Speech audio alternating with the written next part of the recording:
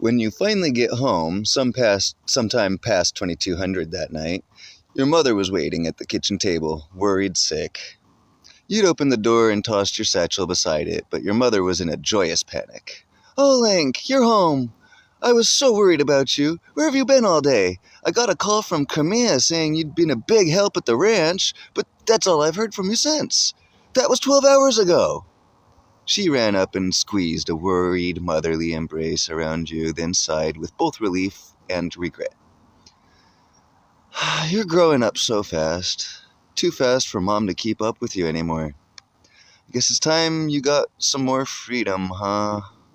she said with a smile but a heavy heart. "Your allowance isn't going to be enough for you anymore, and I thought of you when I saw this old Hyrulean-style wallet. I was so worried about you, but I thought it through.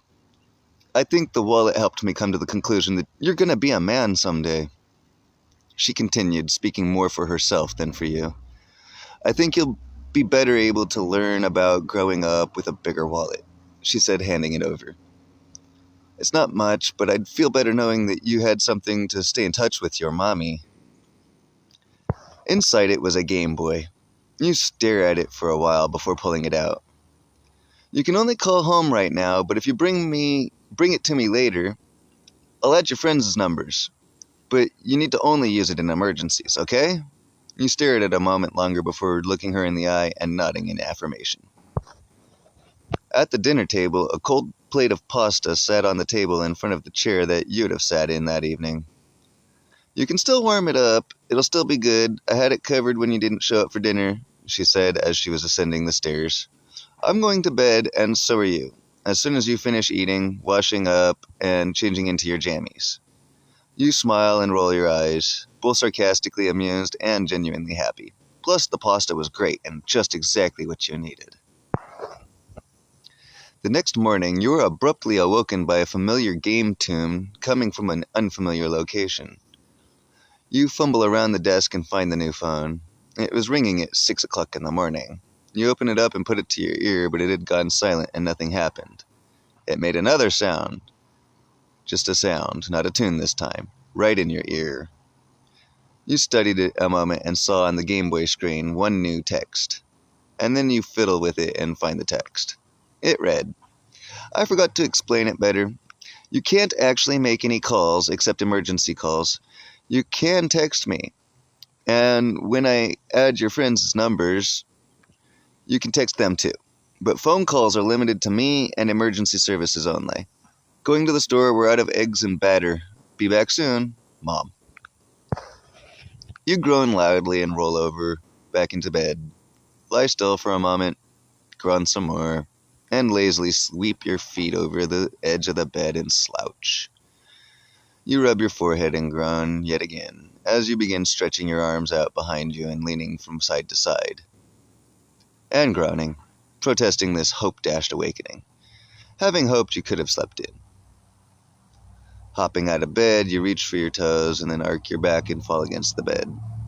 Then you lay awkwardly a while, lean against the side of the bed in a moment before shoving the new phone in your pocket and heading down the stairs. There was still cereal and milk in the cupboards, so you made yourself a quick breakfast, but taking time to enjoy it. You're finishing your food shortly before your mom returned with groceries. While Mom put away some fruit and bread, you helped put away the eggs and batter, and your mom noted the cereal was still out. "Since you've already eaten, no eggs and waffles for you. Put the cereal away, hun." As you grabbed the cereal, a moblin siren could be heard approaching, and a squad car coming from downtown sped past the neighborhood, lights flashing, chasing a speeder. You stared out the window while your mother wrenched her hands together, worried. "I might know I have to let you go, but a mother never stops worrying for her children, Link." She approached from behind. "Promise me that even though I'm going to let you make your own decisions," she put her arms around you, "promise you'll stay safe. Promise you'll let me know you're all right every night. Send a text with your new Game Boy at least once a night." She hugged you a long time before you left the house. You were walking north, headed for downtown, several blocks from home, maybe a quarter mile, when you passed an elderly woman who sat hunched over with a torn blanket acting as a shawl over her back on the curb at a busy intersection. As you get close, you can see she's holding torn cardboard with bold black letters, "Need food, anything helps." You place your hand in your pocket and grab some money, but hesitate, recalling what the Goron had said about it not having real value. You hesitantly pulled out roughly 13R in paper money and held it out to the old woman. She snorted and coughed, but said nothing, taking the money.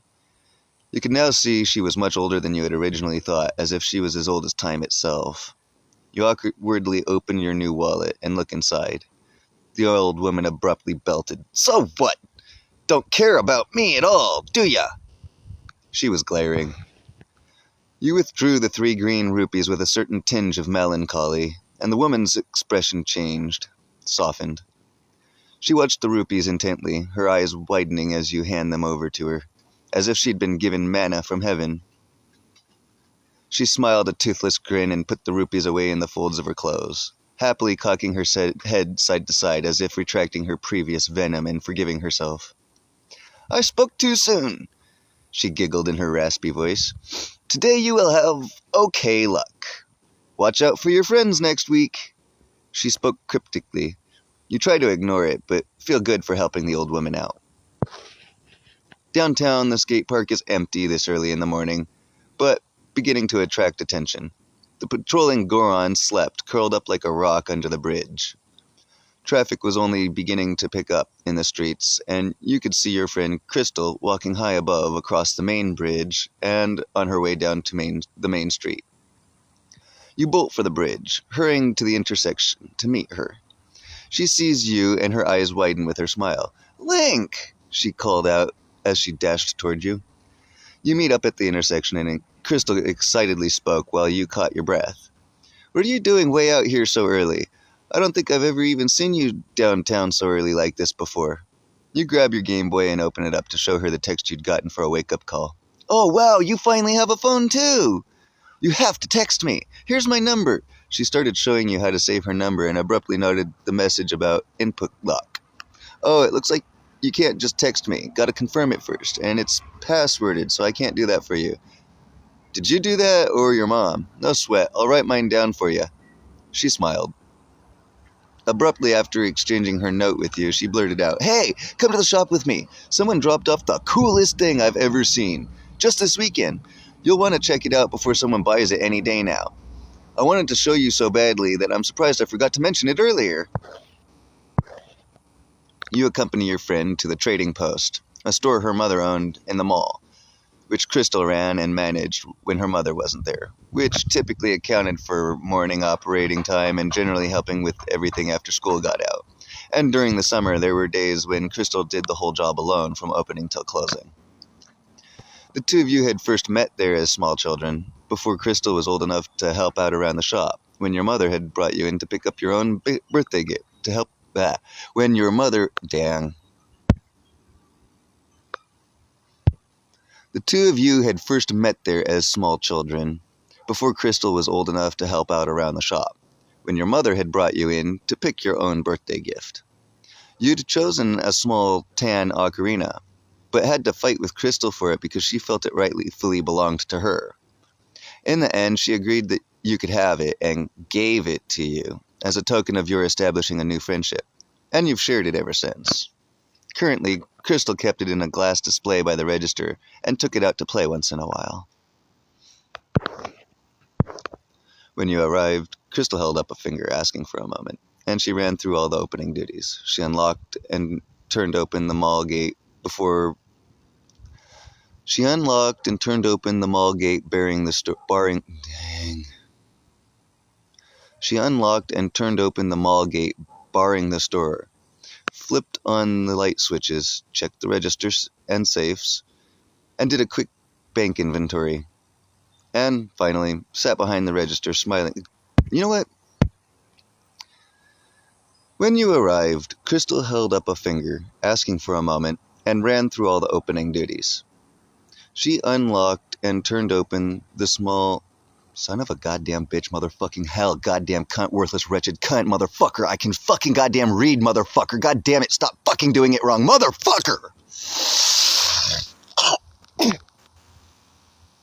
When you arrived, Crystal held up a finger, asking for a moment, and ran through all the opening duties.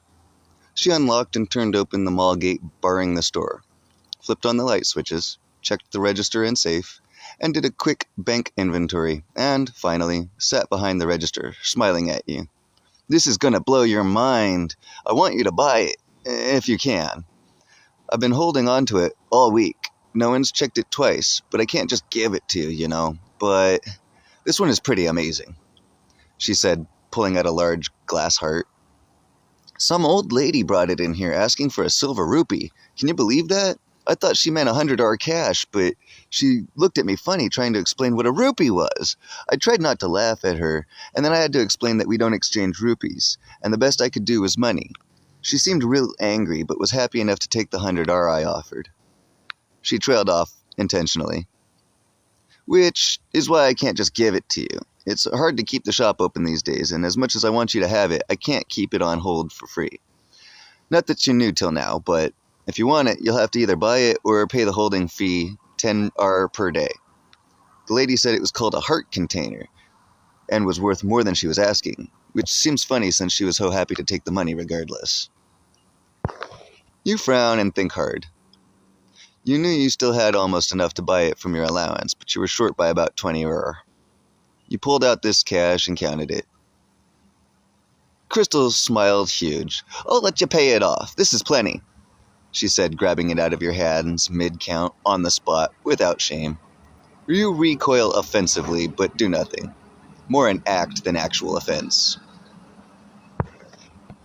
"I'll just pull up a tab for you. I know you're trustworthy, so I won't tax you for it either," she winked, as she filled out some papers and handed over the heart container. You hold it up and look inside the glass. The red heart inside immediately glowed gently, and in the center you could make out the symbol of the Triforce etched into the red material behind the glass slowly light up. You focused on studying the pattern of the Triforce, and noticed one triangle begin to glow solidly and softly, turning from glowing red to gold. Crystal saw the dim light and started to ask you what it was when it flashed bright and caught her question in a squeak in her throat. The Triforce inside had grown to full size of the red inner heart, and in the empty center displayed visions of one of your spirit link's past adventures. A young girl with cropped green hair sat on a tree stump playing a wooden ocarina, looked up and met your eyes. She smiled and waved, and the heart container disappeared. Crystal didn't see anything except a flash, a strong glow, and then nothing. The whole thing disappeared entirely. She breathed heavy, trying to form a single word. Struggling but not hesitating for even a moment. "What?" She was staring wide-eyed.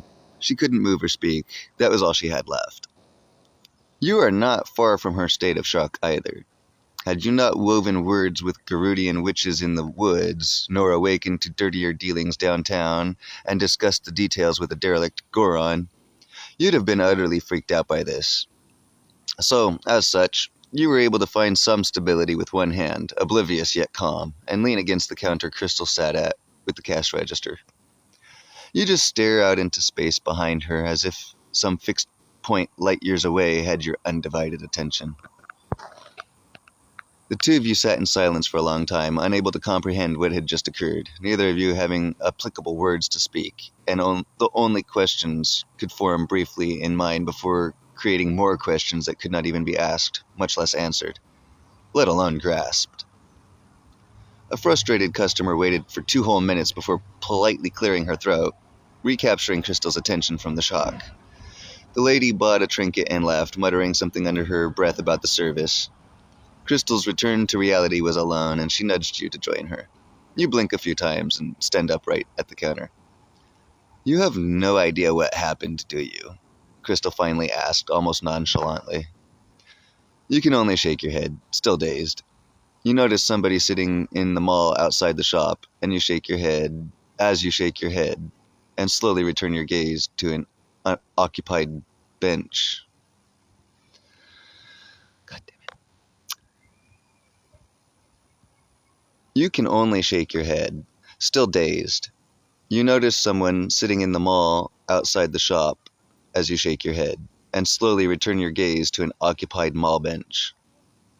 A chill runs down your spine when you notice the purple t-shirt underneath an unzipped black hoodie, but no specific thoughts could form on the matter. Crystal breaks your concentration. This is going to be a rough day, Link. I think I need to close up and just go home. I can't even think. Not after seeing that. Her thoughts were evolving mid-sentence, and she looked to the floor, and toyed with her toes. Would you mind if... Can you walk me home? Without even thinking, you nod, still too shocked to recall, offhand, that you've never even seen where she lives, let alone been invited to her home.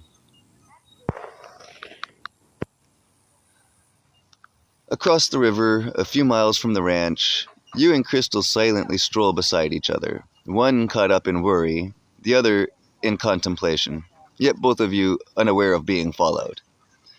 Crystal tugged on your shirt sleeve when you came up to the intersection and stoplight. I've never brought anyone back to the house with me before, she started, unsure of how to finish. You were... She struggled, sighed heavily, and looked away, and quickly changed tactics. You met the forest witches. That's the only answer. They trusted you to help Crimea, so I have to. I can trust you too. I should expect you think I'm a terrible friend all these years, having never truly trusted you, huh? You place a hand on her shoulder. She turned to meet your eyes, and you gently closed them and shake your head. When you opened your eyes, tears came down Crystal's face, and she hugged you. I live in the forest, she said into your shirt. Why don't you lead the way? If you think you can find the witches again, that is. She smiled and dried her tears, and her nose, on your sleeve, as a prank, but also to put herself in a better mood. You recoiled animatedly, but didn't really care, since you knew she needed to smile, and so played along. And smile she did. The smile kick-started the journey as Crystal nudged you into the river park beside the three-way pedestrian intersection where you'd taken pause.